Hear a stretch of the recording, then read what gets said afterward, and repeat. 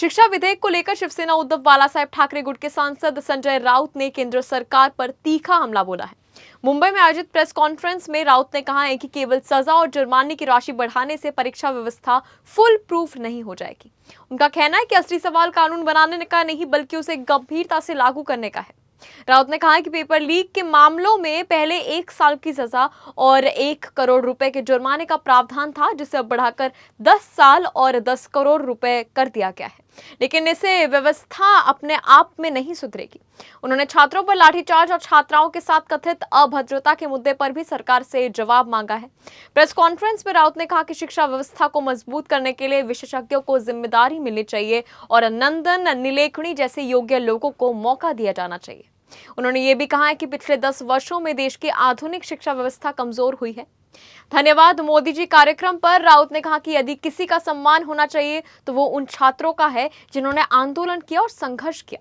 उन्होंने बताया कि आंदोलन का अगला चरण अब ठाणे के लुईसवाड़ी तक ले जाने की तैयारी में है।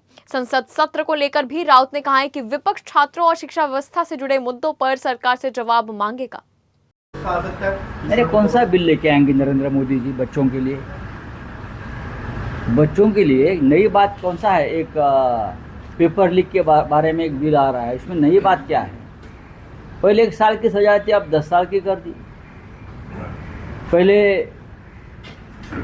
1 करोड़ का जुर्माना था, अब 10 करोड़ कर दिया। यही बात है, और क्या है? मुझे बताइए नई बात क्या है इस देश? क्या मोदी और अमित शाह किसी कानून से देश चलाते हैं या सुप्रीम कोर्ट कानून को मानता है? चुनाव आयोग कानून को मानता है? पूरी तरह से बेईमान तरीके से देश चल रहा है, यहाँ कानून का राज नहीं है। तो नए कानून बनाकर आप क्या करोगे? एंटी डिफेक्शन लॉ है ना, फिर भी एमपी एमएलए को तोड़ देते हैं, पार्टियां तोड़ देते हैं। ये सभी को एंटी डिफेक्शन लॉ के 10th शेड्यूल में मान्यता नहीं है, फिर भी गैर कानूनी तरीके से ये लोग पार्टियां तोड़ रही है। तो पेपर लीक कितना भी कठोर कानून बनाइए, मोदी जी की सरकार में आरएसएस के लोग जो शैक्षणिक संस्थानों पर बैठे हैं वो पेपर लीक करने वाले ही है।